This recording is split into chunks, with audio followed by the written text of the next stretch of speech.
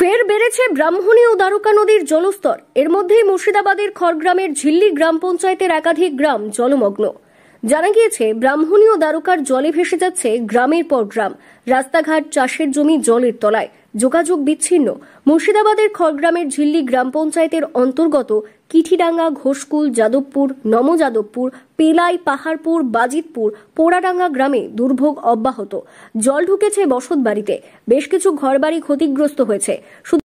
আর এই যে চারিদিকে বন্যা, চারিপাশে বন্যা, এই নৌকা যাতায়াত করছি আমরা। হ্যাঁ, আমাদের খুব অসুবিধা। তো সরকারিভাবে কোনো রকম না না কোনো সাহায্য নাই। এই যে ব্রিজটা হয়ে পারবো, আজ হবে কাল হবে করে ব্রিজটা হয়েছে না। ত্রাণ পৌঁছেছে না, ত্রাণ মানে কিছু বলছে না। খাওয়া দাওয়ার না না না ওসব কিছু নাই, কোনো অনুদানই পাচ্ছি না আমরা। কতগুলো নদীর জল? এটা বমহানি দ্বারকা দুই মেলে এখানে চলে এসছে, একবারে আমাদের বন্যা হয়ে দুই নদীর একবারে এখানে মিশেছে।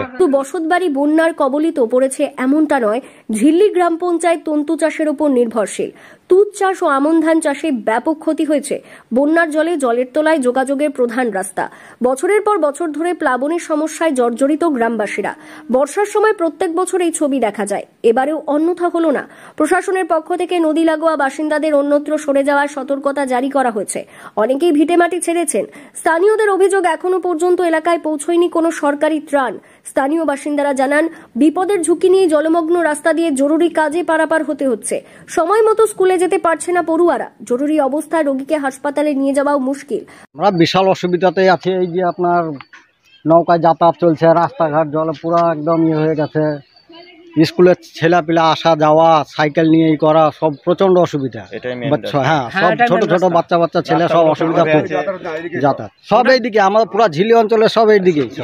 বন্যায় পড়ে আছেন যারা জনপ্রতিনিধি, তারা আসছে না বা সরকার কেউ আসছে না, কোনো খবর নাই। ত্রাণ বা ত্রাণের কোনো খবরই নাই, কোনো গল্পও নাই।